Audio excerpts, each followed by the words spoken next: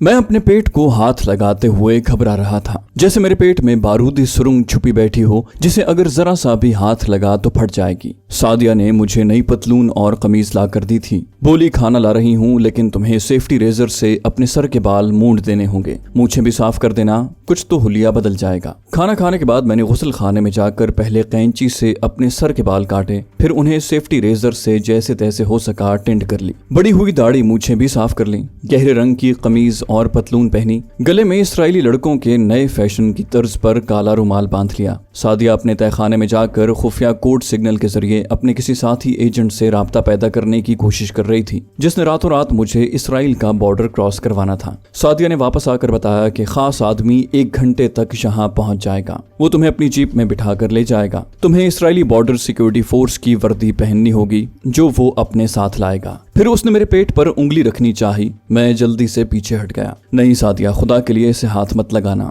कमबख्तों ने न जाने कैसा धमाका खेज मवाद डाल दिया है, किसी वक्त तो खुदकुशी करने को जी चाहता है। सच में मैंने आज तक कभी अपने आप को इतना बुज़दिल महसूस नहीं किया। सादिया गहरा सांस भरकर बोली, तुम इन यहूदी डॉक्टरों और साइंसदानों की अय्यारी से वाकिफ नहीं हो, इन्होंने न्यूट्रॉन बम भी तैयार कर लिया है। बहरहाल तुम घबराओ नहीं, काहिरा के डॉक्टर इन यहूदियों से ज्यादा लायक हैं और वहाँ हर तरह की सहूलत मुयस्सर होगी। वो लोग तुम्हारे जिस्म से धमाका खेज मवाद को जरूर निकालेंगे। मैंने कहा, उस कमबख्त का पता चलेगा तो उसे बाहर निकालेंगे। सादिया चौंक कर बोली, अरे रात की खबरें लगाओ, जरूर तुम्हारे फरार की खबर होगी। ये कहकर सादिया ने टीवी ऑन कर दिया। टीवी पर एक यहूदी लड़की खबरों की अनाउंसमेंट कर रही थी। फिर स्क्रीन पर 6 कोनों वाला सितारा आया, फौजी साज बजा और खबरें शुरू हो गईं। खबरें पढ़ने वाला एक मर्द और एक औरत थी। मर्द ने आते ही ऐलान किया कि अरफात ग्रुप के फलस्तीनी गोरिलों का एक खतरनाक एजेंट हमारी जेल से फरार हो गया है। उसके साथ ही स्क्रीन पर मेरी अखबार वाली तस्वीर आ गई। सादिया के मुंह से हल्की सी चीख निकल गई, ये हरामी तुम्हें हर हालत में पकड़ना चाहते हैं। मैं जल्दी से उठकर टीवी के पास वाले सोफे पर बैठ गया। यहूदी अनाउंसर की शक्ल दोबारा आई। वो कह रहा था, ये अपने आप को यहूदी जाहिर करता है मगर असल में काहिरा का मुसलमान अरब है। हमारी हिरासत से उसे फरार हुए ज्यादा वक्त नहीं गुजरा, लिहाजा यरूशलेम के गवर्नर के हुक्म से इस ऐलान के साथ ही शहर के सारे दरवाजे बंद कर दिए जा रहे हैं। फसीले शहर के इर्द गिर्द कर्फ्यू लगा दिया गया है। कोई शख्स 2 रोज तक न शहर में दाखिल हो सकेगा न शहर से बाहर जा सकेगा। इस दौरान में हमारी फौज के सिपाही फलस्तीनी एजेंट को गिरफ्तार करने के लिए घर घर तलाशी लेंगे। फौज फसीले शहर के साथ गश्त करेगी, जिसने बाहर निकलने की कोशिश की उसे वहीं गोली मार दी जाएगी। ऐलान खत्म हुआ। सादिया ने टीवी बंद कर दिया और मुस्तरिब होकर बोली, अब क्या होगा? उन्होंने तो हमारे तमाम रास्ते बंद कर दिए हैं। मैं खुद परेशान सा हो गया था। अब तो मेरी मौत यकीनी थी। मैंने कहा, क्या फसीले शहर से निकलने का कोई खुफिया रास्ता नहीं? सादिया ने नफी में सर हिलाया, ऐसा कोई रास्ता मुझे मालूम नहीं। मैं उठकर खिड़की के पास गया तो सादिया ने फौरन मुझे रोक दिया। खिड़की से बाहर मत झांकना, टेलीविजन पर तुम्हारी तस्वीर के दिखाए जाने से हालात ज्यादा संगीन हो गए हैं, तुम बहुत जल्द पहचान लिए जाओगे। मैं सादिया के पास आकर बैठ गया। क्या ऐसा नहीं हो सकता कि मैं रात के अंधेरे में यरूशलेम की दीवार फांद जाऊं? सादिया ने एक बार फिर नफी में सर हिला दिया। लगता था उसका जहन कुछ सोच रहा है। कहने लगी, फसीले शहर इतनी ऊंची है कि तुम उस पर चढ़ नहीं सकोगे, और फिर फौज जगह जगह तैनात हो गई होगी। वैसे इससे एक बात साबित होती है कि उन्होंने तुम्हें अहमियत बहुत दी है। शायद उन्हें यकीन हो गया है कि तुम फलस्तीनी एजेंटों के मास्टर स्पाई हो और तुम ही उन्हें इसराइल में फैले हुए तमाम फलस्तीनी एजेंटों का पता बता सकते हो। मैं उठकर मेज तक गया, शीशे की सुराही में से पानी निकाल कर पिया और पलटकर सादिया से मुखातिब हुआ। ये तो ठीक है सादिया, मगर मुझे तो इस बात का गम लगा है कि अगर मेरे अंदर से धमाका खेज मवाद पे असर न गया तो परसों मुझे तो सोच कर ही खौफ आता है। सादिया धमाका खेज मवाद के बायस मुझसे भी ज्यादा मुस्तरिब थी, लेकिन एक तो मेरी तस्वीर की अशात और दूसरे शहर की नाकाबंदी की वजह से वो अलग परेशान थी। सोनिया की बाजियाबी का मसला अभी जूं का तू मौजूद था, जो हमारा सबसे अहम मिशन था। उसने खिड़की में से नीचे झांका और सर पीछे हटाकर पर्दा चुन दिया। बोली, यहूदी फौजी यहाँ भी तलाशी लेने पहुंच जाएंगे। उन्होंने पूरी एक डिवीजन फौज इस काम पर लगा दी होगी। लगता है उन्हें खबर मिल गई है कि तुम यरूशलेम में हो। मैं गौर करने लगा, ये खबर इंटेलिजेंस को कौन पहुंचा सकता था? मैंने सादिया से कहा, मेरा ख्याल है कि वो गुंडे पकड़े गए हैं जिनकी वैगन लेकर मैं यरूशलेम भागा था। उन्होंने अखबार में मेरी तस्वीर पहचान ली होगी और पुलिस को बता दिया होगा कि मैं ब्रिजवुड से उनकी वैगन लेकर यरूशलेम की तरफ फरार हुआ था। सादिया सोफे पर बैठ गई।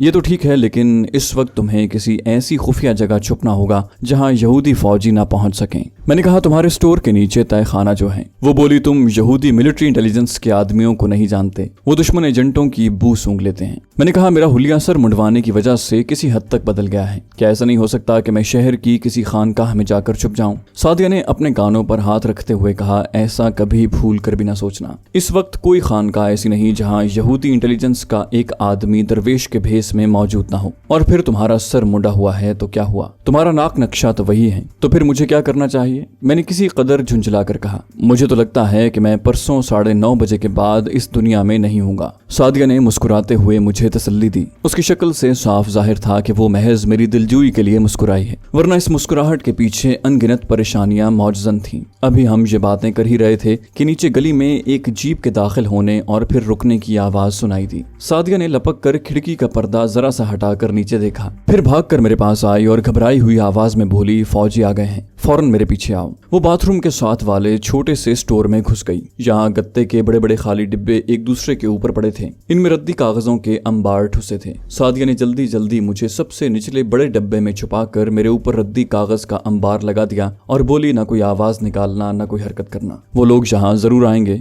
मैं संभाल लूंगी। उसने मेरे डिब्बे के ऊपर एक और डिब्बा रख दिया और नीचे को दौड़ी। फौजी साथ वाले फ्लैट में तलाशी ले रहे थे। सादिया लपक कर तय खाने में गई, वायरलेस का सामान अलमारी में से निकाल कर फर्श के अंदर एक गड्ढे में छुपा दिया और ऊपर लकड़ी का तख्ता जोड़कर कालीन बिछा दिया। फिर स्टोर में आकर काउंटर के पीछे खड़ी हो गई। कुल 7 यहूदी फौजी थे जो स्टेन गन्ने लटकाए दंतनाते हुए सादिया के स्टोर रूम में दाखिल हुए। सादिया ने खंदा पेशानी से उनका खैर मकदम किया और कॉफी के लिए इलेक्ट्रिक केटल ऑन कर दी। एक इसराइली कैप्टन फौजियों के आगे आगे था। उसने रस्मी तौर पर अपना तारुफ करवाते हुए कहा कि उसका नाम कैप्टन जोसेफ है और वो उसके स्टोर की तलाशी लेने आया है। फिर उसने सादिया को तलाशी का वारंट दिखाया और सिपाहियों को इशारा किया। सिपाही तलाशी लेने लगे। सादिया ने गत्ते के ग्लासों में कॉफी उंडेल कर एक ग्लास कैप्टन को पेश किया। कैप्टन स्टूल पर बैठ गया था और अपने आदमियों के काम की निगरानी कर रहा था। सादिया ने इब्रानी में कहा, मेरा नाम तो यहाँ इलाके के सभी लोग जानते हैं, मुझे नादिया बेंजामिन कहते हैं। मेरे वालिद मरने के बाद ये छोटा सा फूड स्टोर मेरे हवाले कर गए। फिर वो मुस्कुराकर बोली, मैंने शादी ही नहीं की। कैप्टन जोसेफ खामोशी से कॉफी के घूंट निगल रहा था। उसकी आंखें अपने फौजियों पर लगी हुई थीं, जो स्टोर के एक एक कोने और रैक्स के पीछे जाकर झांक रहे थे।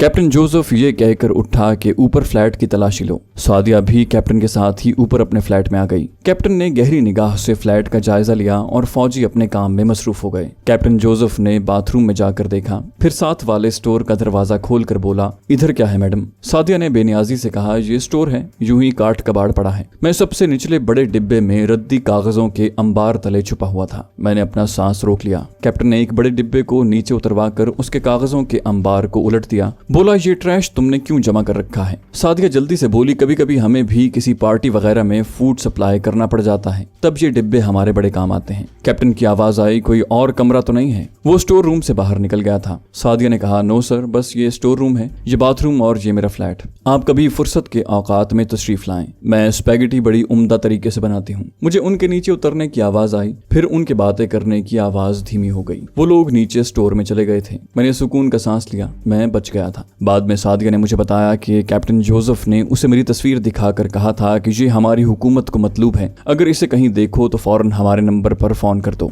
उसने सादिया को हंगामी फोन नंबर भी दे दिया था। जब जीप की आवाज गली में आगे निकल गई तो मैंने ऊपर वाले खाली बड़े डिब्बे को जरा सा खिसकाया और सर कागजों के अंबार से बाहर निकाल दिया। स्टोर रूम में धीमा बल्ब रोशन था। काफी देर बाद सादिया ऊपर आई। उसने मुझे बाहर निकल आने को कहा और बोली, खुदा का शुक्र है कैप्टन ने मेरी बात पर यकीन कर लिया, तहखाना देखने की नौबत नहीं आई। मैं कपड़े झाड़ता स्टोर रूम से निकलकर सादिया के पलंग के पास सोफे पर बैठ गया। रात 12 बजे तक हम बैठे सोचते रहे कि अब हमें क्या करना चाहिए। सादिया ने स्टोर बंद करके बत्तियां बुझा दी थी। उसने अपने कमरे की बत्ती भी बुझा दी थी। हम अंधेरे में बैठे बातें कर रहे थे। जो वक्त गुजर रहा था मुझे अपने पेट में गर्दिश करते टाइम बम की टिक टिक जैसे ज्यादा करीब से सुनाई देने लगी थी। मेरी सबसे बड़ी परेशानी ही ये धमाका खेज मवाद था जिसके बारे में मुझे यकीन था कि ये मुझे उड़ा देगा और मैं इसका कोई तोड़ दरियाफ्त न कर सकूंगा। सिवाय अपने खास डॉक्टर के मैं किसी दूसरे डॉक्टर से चेकअप करवाने का खतरा मोल नहीं ले सकता था। इसका मतलब यही था कि मैं सीधा इसराइली इंटेलिजेंस के हवाले कर दिया जाऊं।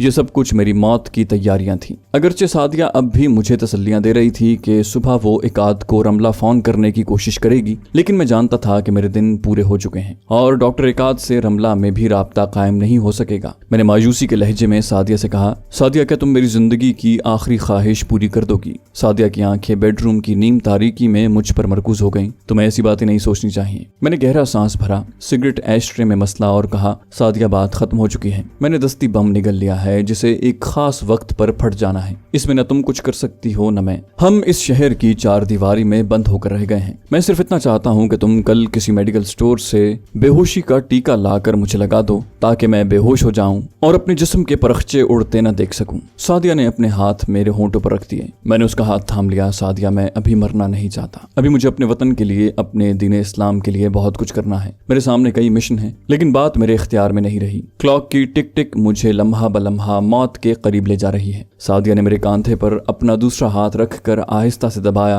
और ख्वाब अंगेज आवाज में बोली, तुम मेरे बिस्तर पर सो जाओ, मैं उस सोफे पर सो जाती हूँ। तुम्हें आराम की जरूरत है, सुबह सब ठीक हो जाएगा। नींद मेरी आंखों से गायब थी, लेकिन सादिया ने मुझे अपने बिस्तर पर लिटा दिया और मेरी आंखों पर अपनी उंगलियां रख दी। मुझे फौरन ही नींद आ गई। सुबह आंख खुली तो गली वाली खिड़की के पर्दे पर दिन की रोशनी पड़ रही थी। सादिया सोफे पर नहीं थी। बाथरूम में से पानी के गिरने की आवाज आ रही थी। मैं बिस्तर पर से उठ बैठा। फिर मेरा दिल एकदम से बैठ गया कि ये मेरी जिंदगी का आखिरी दिन था। घड़ी दिन के 10 बजा रही थी। ये सोचकर मेरा दिल बोझल हो गया कि कल इस वक्त मैं मर चुका हूँगा। मेरे जिस्म के टुकड़े उड़ चुके होंगे और सादिया ने उन्हें जमा करके किसी थैले में बंद कर दिया होगा ताकि मौका मिलने पर वो उसे बाहर किसी बाग में ले जाकर जमीन में दफन कर दे। सादिया ने खुद नाश्ता स्टोर में किया और मेरे लिए नाश्ता लेकर ऊपर आ गई। उसने बताया कि रमला में इकाद से फिर कोई राब्ता कायम नहीं हो सका। वो वहां से भी कहीं आगे निकल गया है। मेरा नाश्ता करने को जी नहीं चाह रहा था। मेरा बिल्कुल उस बदनसीब कैदी का सा हाल था जिसका ब्लैक वारंट आ गया हो और जिसे अगले रोज सुबह फांसी दी जाने वाली हो। सबसे बड़ी बदनसीबी और सितम ज़रीफी की बात यह थी कि मैं कैदी नहीं था, फांसी की कोठरी में भी नहीं था। जेल से बाहर शहर की एक गली के मकान में था, मगर मुझे फांसी से कोई नहीं बचा सकता था। सादिया ने जबरदस्ती मुझे नाश्ता करवाया और बोली, मैंने अपनी एक सहेली को बुलाया है। वो एक अस्पताल में नर्स है, क्रिश्चियन है, यहूदी नहीं है। वो तुम्हारे खून का टेस्ट कर सकती है। सादिया बोली, मैं इस बेबसी के आलम में तुम्हें मौत के मुंह में जाता हुआ नहीं देख सकती। जो होगा देखा जाएगा। तुम्हारा सर मुंडा हुआ है, वो तुम्हें नहीं पहचान सकेगी। मैंने कहा, लेकिन खून टेस्ट करने से क्या होगा? मुझे तो किसी ऐसे डॉक्टर की जरूरत है जो मेरे अंदर से धमाका खेज मवाद को बेअसर कर दे। सादिया कहने लगी, हो सकता है वो इस सिलसिले में भी हमारी कुछ मदद करे। मैंने झुंझला कर कहा, सादिया तुम्हें क्या हो गया है? अगर इस नर्स को इल्म हो गया कि मेरे खून में कोई खतरनाक मवाद शामिल है तो उसे जरूर शक पड़ जाएगा। वो मुझे पहचान भी लेगी। फिर वो जरूर इनाम के लालच में आकर इसराइलियों को मेरी खबर कर देगी। खुदा के लिए उसे मत बताना। मुझे मौत गवारा है, लेकिन ये गवारा नहीं कि मेरी वजह से तुम भी गिरफ्तार हो जाओ। इस तरह हमारा सारे का सारा रैकेट खतरे में पड़ जाएगा। सादिया मेरे मेडिकल चेकअप पर जरूर इसरार करती रही, मगर मैंने उसे सख्ती से मना कर दिया और धमकी दी कि अगर उसने किसी को यहाँ बुलाया तो मैं उसके फ्लैट से चला जाऊंगा, जिसका मतलब सरीहन मेरी गिरफ्तारी था। सादिया सर झुकाए नीचे चली गई। मैं बेदम सा होकर पलंग पर दराज हो गया। थोड़ी देर गुजरी होगी कि सादिया ऊपर आई। उसके साथ एक पुख्ता उम्र की भरे भरे जिस्म वाली चौड़ी चकली औरत थी जिसने अरब औरतों का लिबास पहन रखा था। मैं पलंग पर उठ बैठा और ताज्जुब से उस औरत का मुंह तकने लगा। सोचने लगा कि सादिया ये अचानक किसको ले आई है। सादिया ने फौरन कहा, ये लैला है, हमारी अपनी औरत है। ये मुझसे तुम्हारे बारे में दरियाफ्त करने आई थी। तुम्हारे फरार की खबर काहिरा पहुंच चुकी है। मैंने लैला पर भरपूर निगाह डाली और कहा, क्या तुम्हें काहिरा से कोई सिग्नल मिला है? लैला ने बावकार गंभीर अंदाज में कहा, ये मैं तुम्हें नहीं बता सकती। बहरहाल तुम्हारे खून में जो महलूल इन यहूदी कुत्तों ने दाखिल किया है उसका एक ही इलाज है। ये कहकर उसने सादिया को साथ लिया और नीचे चली गई। मैं एक बार फिर हवा में मौल्लक हो गया। आध घंटे के बाद वो दोनों वापस आ गईं। लैला के हाथ में एक लंबा ग्लास था। सादिया ने कहा, ये दवाई पी लो, इससे तुम्हारा मैदा साफ हो जाएगा। लैला का कहना है कि ये दवाई तुम्हारे जिस्म से खतरनाक महलूल को खारिज कर देगी। मरता क्या ना करता मैं कड़वी कसीली दवाई सारी की सारी पी गया। 15 मिनट बाद इस हाल शुरू हो गए। शाम तक मैं बिस्तर के साथ लग गया। रात नीम बेहोशी के आलम में गुजर गई। मौत का दिन तुलू हो गया था। मेरा पेट अब गर्म हो गया था। यकीनन ये धमाका खेज मवाद की गर्मी थी। महलूल फटने की तैयारियां कर रहा था। था। यहूदी साइंसदान ने जदीद तरीन मेडिकल टेक्नोलॉजी से काम लेते हुए ये धमाका खेज महलूल तैयार किया था और इसकी तबाही का सबूत मैं तिल अबीब की जेल में अपनी आंखों से देख चुका था। फिर भला उस बद्दू औरत के देसी तिब्बी नुस्खे से क्यों कर बेअसर किया जा सकता है। कमबख्त उस लैला के जो शांदे ने मुझे हिला कर रख दिया था। लैला जा चुकी थी, सादिया मेरी तीमारदारी में लगी थी। अंदर से वो भी खाइफ थी क्योंकि यहूदी डॉक्टरों की लियाकत और अय्यारी को वो भी खूब जानती थी। वो मुझे बार बार कह रही थी कि लैला के जो शांदे ने खतरनाक केमिकल्स को मेरे मेदे से निकाल दिया है, तुम देख लेना, अब कुछ नहीं होगा। मेरा दिल दीवार पर लगे क्लॉक की टिक टिक के साथ धड़क रहा था। फिर मेरे दिल की धड़कनें क्लॉक की टिक टिक से आगे निकल गईं। मुझे अपने जिस्म में से चिंगारियां फूटती महसूस होने लगी। इन चिंगारियों का मरकज मेरा पेट था, जिसमें ऐसा लगता था कि अंगारे सुलगने लगे हैं। मैं अपने आप को सादिया के सामने बहुत संभाले हुए था, मगर जब क्लॉक ने 8:45 बजाए तो मेरा सांस तेज हो गया। मैंने किसी कदर हाँपते हुए सादिया से कहा कि वो मुझे बेहोशी का इंजेक्शन लगा दे। मैं उसके बिस्तर पर लेटा हुआ था। वो कभी नीचे स्टोर में जाती, कभी घबरा कर ऊपर आती। उस पर भी एक मुसलसल इस्तरारी कैफियत तारी थी। पूरे 9 बजे वो ये कहकर नीचे चली गई कि मेरे लिए कहवा बनाकर लाएगी, लेकिन मैं समझ गया कि वो मेरे पेट में होने वाले धमाके से डर कर भागी है। मेरा दिल मेरे पेट में आकर जोर जोर से धड़कने लगा। मैंने दोनों हाथों से पलंग की पेटियां थाम ली, फिर अपने पेट पर सरहाना रख कर ऊपर दोनों हाथ रख दिए। मेरा सांस धूंकनी की तरह चलने लगा। मैंने क्लॉक पर निगाह डाली। मुझे वो धुंधला सा होता नजर आया। सुई उस मकाम के करीब पहुंच रही थी जब मेरे पेट में धमाका होना था, जब मेरे जिस्म के परखचे उड़ने थे। मैंने आंखें बंद कर ली। मौत मेरी बंद आंखों में पहुंच चुकी थी। अपने वतन पाकिस्तान के मनाजिर फिल्म की तरह मेरी आंखों के सामने चलने लगे। फिर एक धमाका सा हुआ, ऐसा धमाका जैसे सादिया का फ्लैट फक से उड़ गया हो। मेरे कानों के पर्दे फट गए। मेरी बंद आंखों में हजारों बिजलियां कौंध गईं। मैं सफेद तरीन, तेज तरीन, गर्म तरीन रोशनी की आग में डूब गया। उसके बाद मुझे होश न रहा। मैं मर चुका था, लेकिन मैं जिंदा था। पहले तो मैं ये समझा कि मैं आलम फना से निकलकर आलम बका में आन पहुंचा हूँ। हर शय मुझे धुंध में डूबी नजर आ रही थी। फिर सादिया की शक्ल साफ होती गई। वो मुस्कुरा रही थी। मुझे यकीन नहीं आ रहा था कि मैं जिंदा हूँ और सादिया के फ्लैट में ही हूँ। मैंने आंखें बंद कर ली। मुझ पर नकाहत तारी थी। वो आहिस्ता आहिस्ता मेरा सर दबा रही थी। उसने कहा, देख लो, कुछ भी नहीं हुआ। मैंने कहती थी कि लैला की दवाई तीर बहदफ होगी। उसने तुम्हारे जिस्म से धमाका खेज महलूल को निकाल कर बाहर फेंक दिया है। खुदा का शुक्र है कि तुम्हें जिंदा देख रही हूँ। मेरे जहन में तरह तरह के ख्यालात आ रहे थे। ये कैसे हो सकता है कि यहूदी डॉक्टर का फार्मूला फेल हो गया? कहीं ऐसा तो नहीं है कि इन्होंने मेरे जिस्म में धमाका खेज महलूल डाला ही ना हो, महज मुझे डराने और राज उगलवाने के लिए मेरे साथ ड्रामा खेला हो। जरूर ऐसा ही हुआ था। लैला का जो शानदा बेकार था, ये सब कुछ नफ्सियाती दबाव के तहत हुआ है। मैंने आंखें खोलकर सादिया को देखा। उसने बदस्तूर मुस्कुराते हुए मुझे सूप के 2-3 चम्मच पिलाए और बोली, तुम 4 घंटे बेहोश रहे हो, अब तुम आराम करो। मैं नीचे स्टोर में जा रही हूँ, यहाँ कोई नहीं आएगा।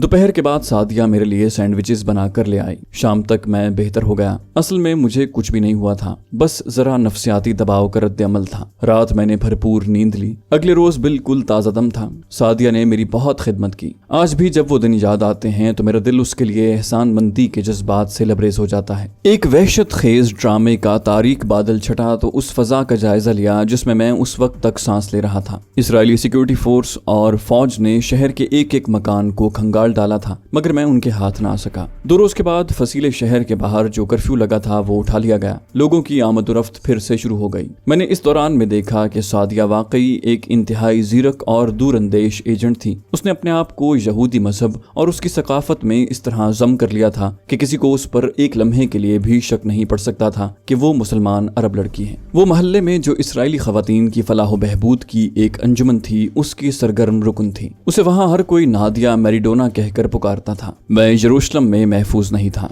मेरी तलाश बराबर जारी थी। इसराइली सिक्योरिटी वाले हाथ पर हाथ धरे नहीं बैठे थे। मौत के मुंह से निकल आने के बाद मैं अपने अंदर एक नई ताकत महसूस कर रहा था। अब मेरे सामने सोनिया का सुराग लगाने और उसे इसराइल से निकाल कर काहिरा ले जाने का मिशन था। जब से मैं सादिया के फ्लैट में आकर छुपा था, मैंने कदम बाहर नहीं निकाला था। मेरा वहाँ ज्यादा दिन रहना सादिया के लिए किसी खतरे का बायस बन सकता था, लेकिन सादिया मुसिर थी कि डॉक्टर इकाद वापस यरूशलेम आ गया होगा, लिहाजा वो मेरा चेकअप जरूर करवाएगी।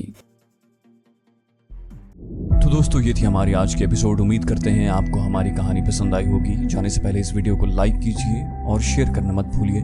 कमेंट करके हमें बताइए कि आपको हमारी वीडियो कैसी लगी, और अगर अभी तक आपने इस चैनल को सब्सक्राइब नहीं किया तो इसे सब्सक्राइब कीजिए और बेल आइकन दबाकर ऑल नोटिफिकेशंस ऑन कर लीजिए।